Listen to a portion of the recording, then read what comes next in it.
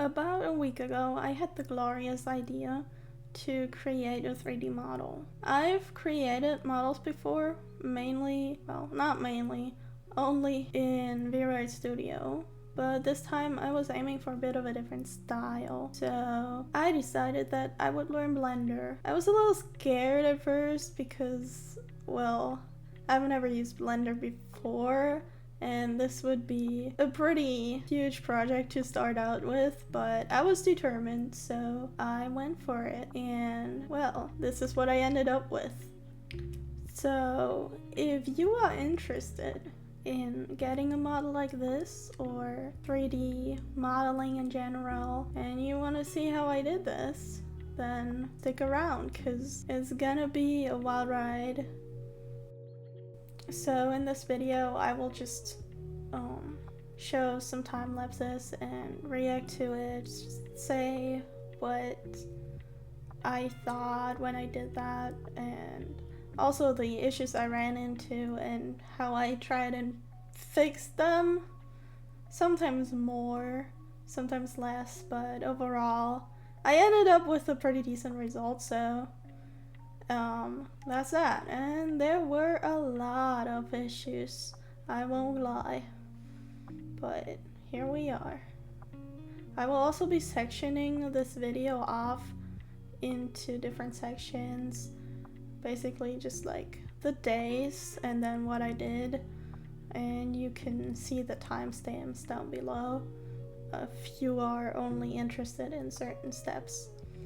But if not, then here we go.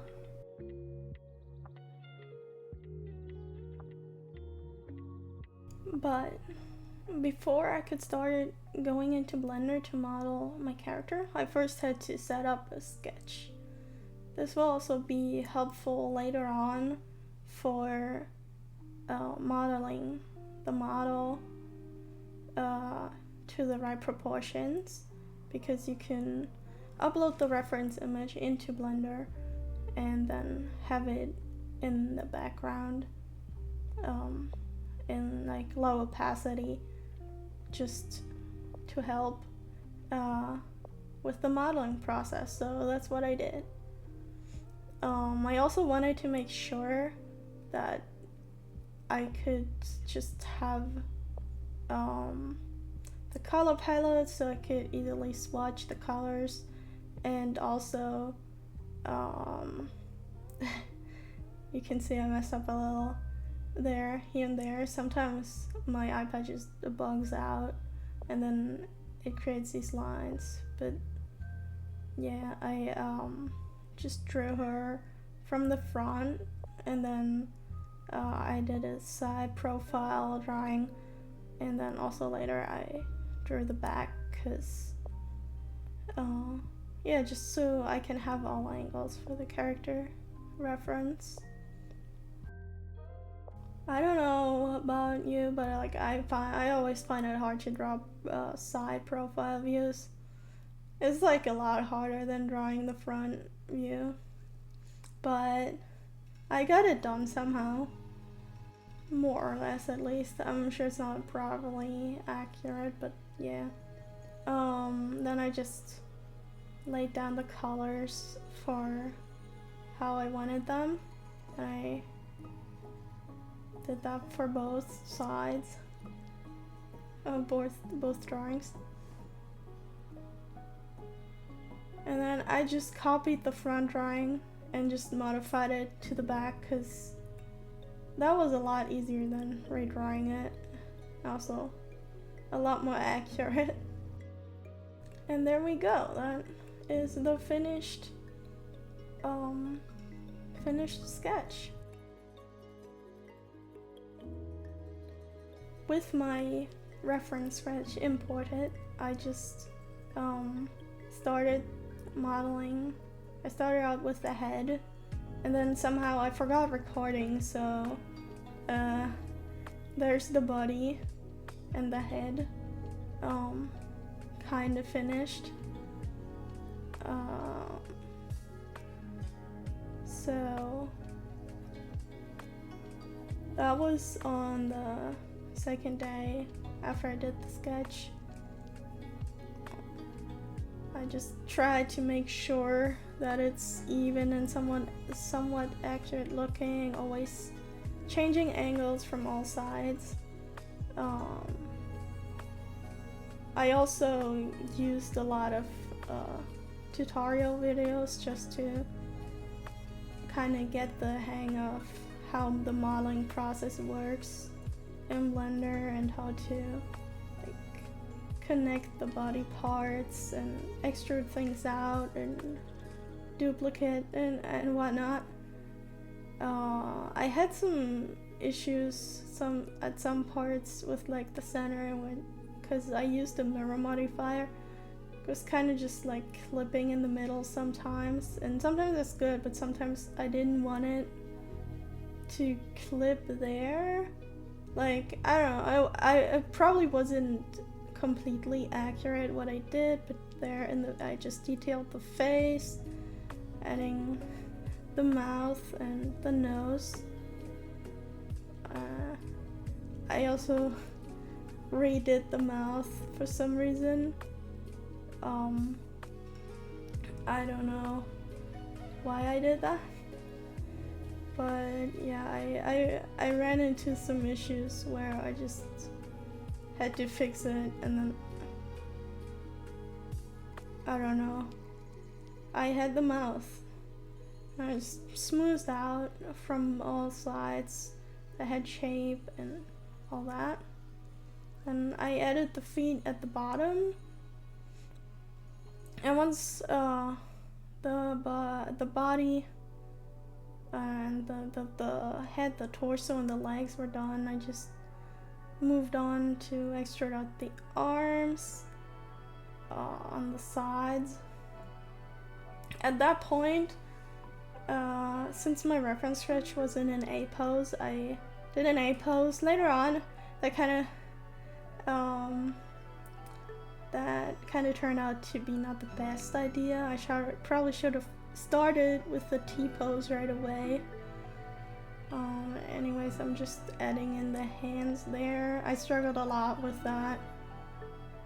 I watched a tutorial for that, but it still came out kind of weird, and I kind of ended up deleting it and then redoing it because I felt like I did something wrong.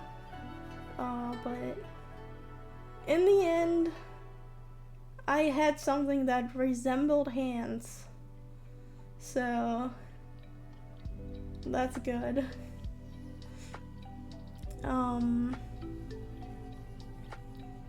There you can see I just did it over again.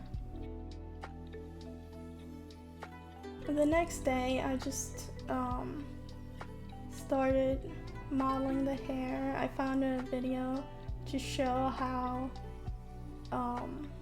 to make rope basically, and I used that because I wanted that rope thread like hair. And then I just bended the mesh into place. I probably could have done that easier too, but I didn't know how. Then I just duplicated that over and over. Bending the mesh kind of messed with it at certain parts of the mesh, but it isn't too bad, so it's like, I don't mind. But yeah, I then just duplicated the one half with the other and just mirrored that to make it easier. Then I just added in these little floppy bits on the side and the little hair strand in the front. I also went back and adjusted the fingers for some reason, because why not? But yeah, after the readjusting, they looked a lot more like hands. And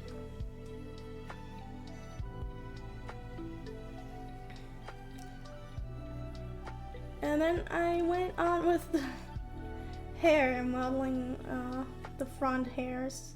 Basically, the first one I just duplicated one from the back and then just shortened it down and just bend that and then kind of going the same way with bending the hairs into place where I wanted them to be. And then again copying it over to the other side. And then I just made the little floppy hair in the front. And after that I went on to modeling the bun in the back. Also just using hair, bending it into place, and then copying and moving it at the right spot.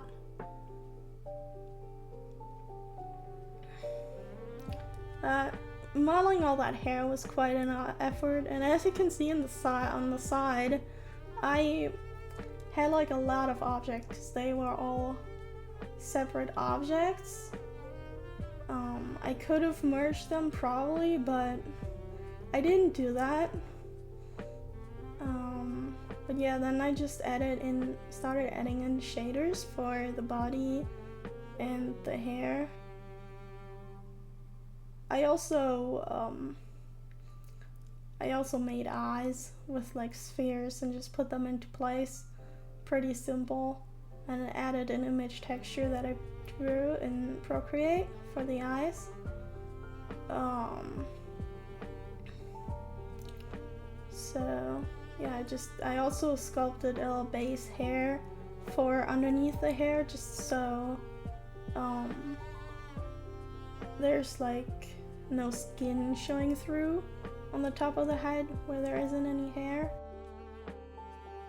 After I was done with the shading part, on the next day I just started modeling the shirt and the rest of the clothes. I basically just duplicated the part of the torso that I wanted the shirt to be at, and then I just scaled that up to be outside of the body. I also extruded it once to give it some depth, so there's an inside layer. I don't know if that was the greatest idea. In hindsight, I think I probably should have just put part of the hem inside, because having these duplicate layers, as you can see, I did a lot of detailing, just always making sure it all looks the way I want it to. I also extruded out these hem parts basically to give it some depth on the side, and I did the same for the shirt too. And then that is where I started creating that button for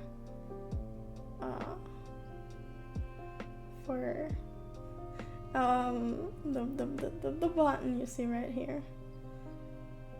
I'm very sorry, it's like pretty late. I'm heavily sleep deprived and tired, but I want to get this done, so that's why I'm recording right now. So if I have some brain lags in between, please be kind and just ignore that. I'm trying my best to keep up here.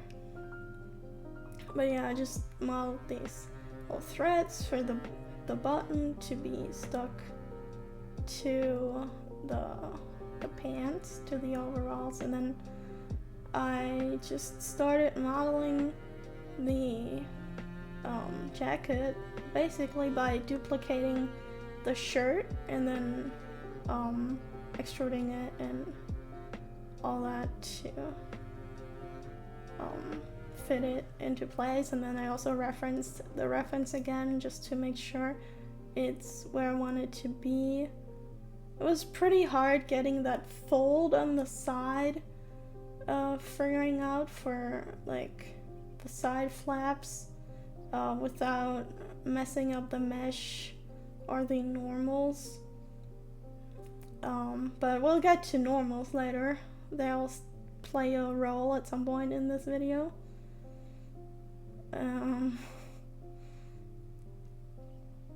But yeah, I just bend it over kind of and made sure it's not clipping into the underneath layer.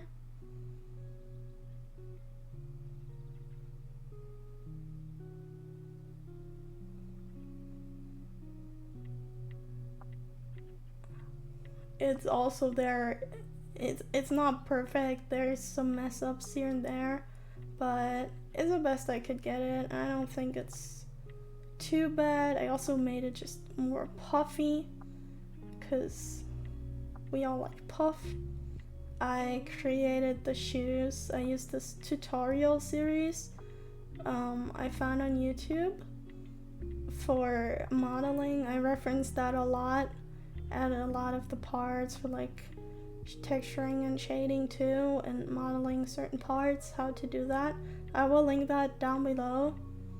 I might also blend it in the cut if I remember to, but I will definitely link it in the description, because that series was quite helpful to me. As a complete beginner, I had no idea how to use Blender at all, and so that was quite helpful. These shoes have a lot of detail, as you can see. They are quite intricate.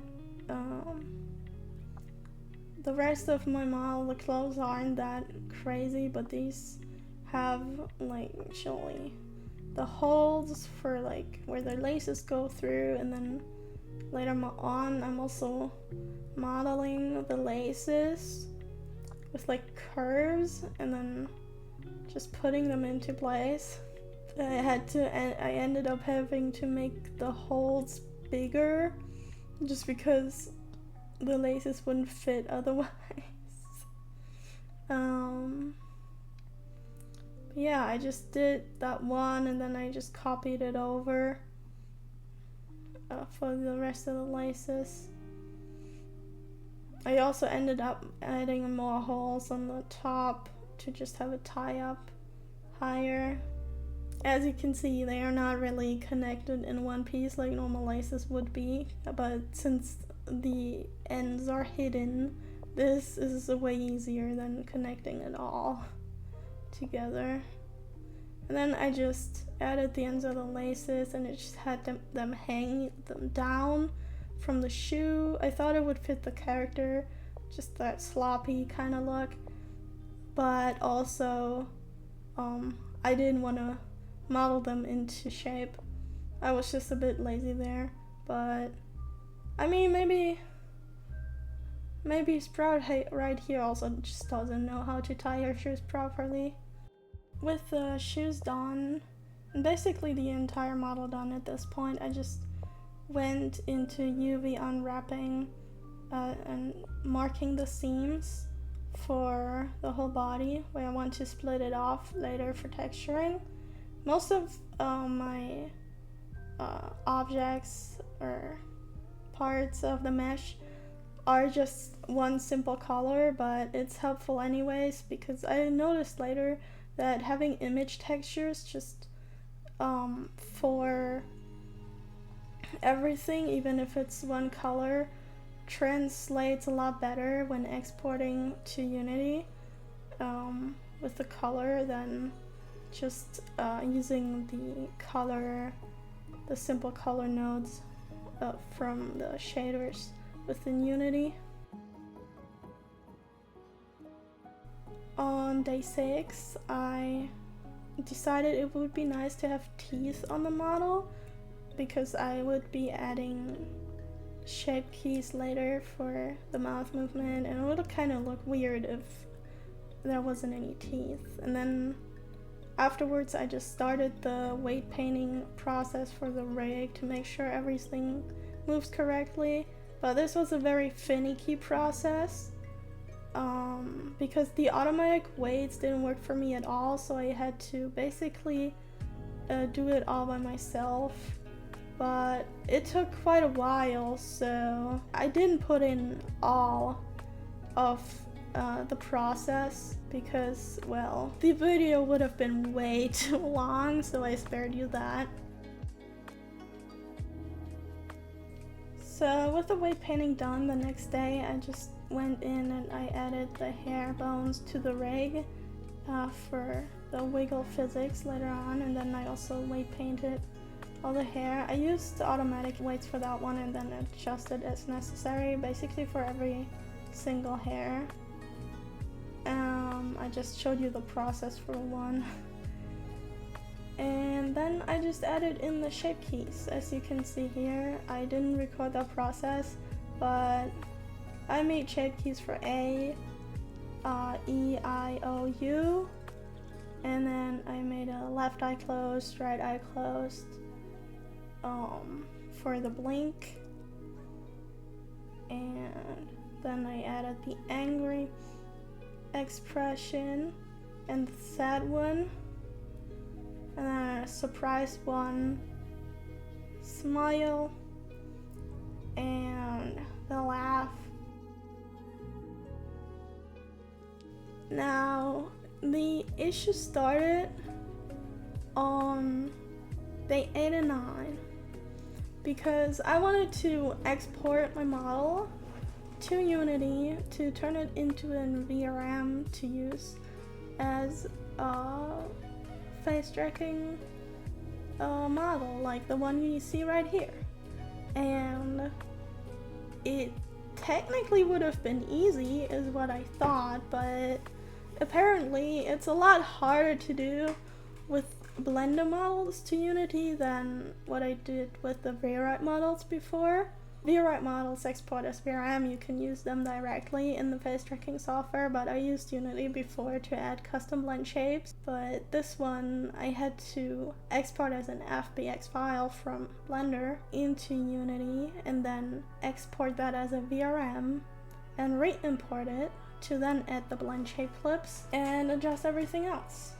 And in this process, a lot went wrong. First up, I had that issue that when I exported my model into Unity, the blend shape clips weren't there.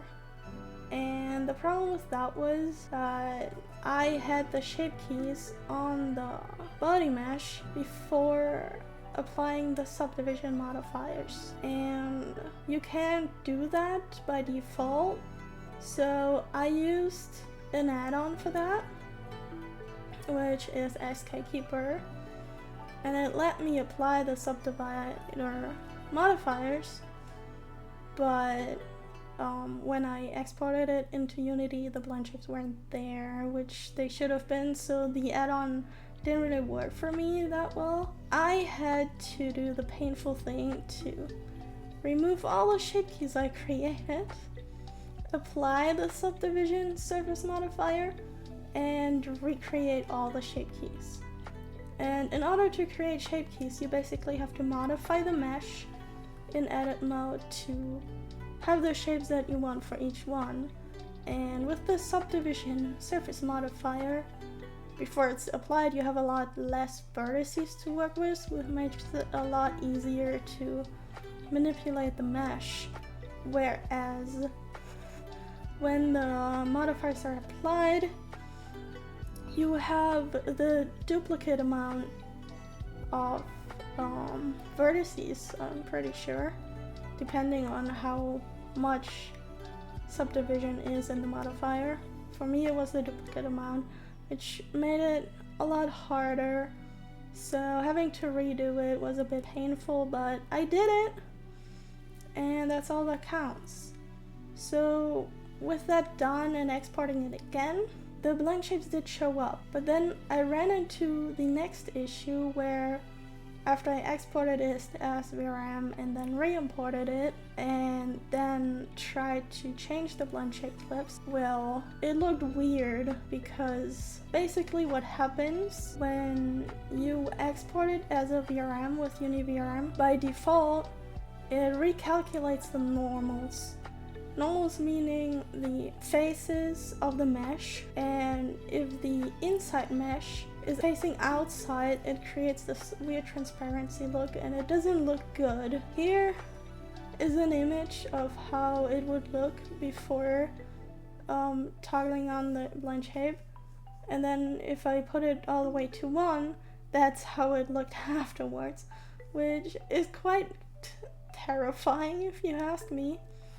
The way I fixed that was I tested out different versions of Unity and UniVRM to get it to work, because Before I was using the 2019.4 version of Unity, and then I was using some other version of UniVRM. I can't remember from the top of my head, but with that setup, it didn't work. So in the end, what I did is I downloaded the newest version of Unity, and then also the newest version of UniVRM, because I thought maybe that would work, but that also didn't work for me. And then I read online after a lot of research that someone said that the version 0.53.06b07 of UniVRM combined with the newest version of Unity is what worked for me in the end to export the model without any deformation and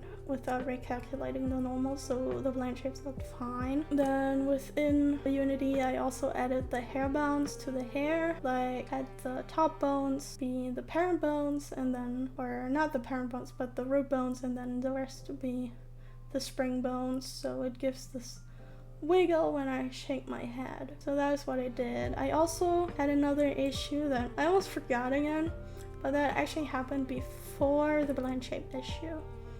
Well, before that, at the very beginning, I had an issue where I exported my model as an FBX file Blender, and this is what it looks like. As you can see, it's like weird and transparent. And from what I have said before, you can probably guess what the issue was. After researching, I figured out that it was about the normals of the mesh, so I went back, I checked the normals, and there you see they were all messed up, so I just recalculated the normal. All the mesh was blue basically, and all the normals were outside that have to be outside, and that's how I fixed that issue.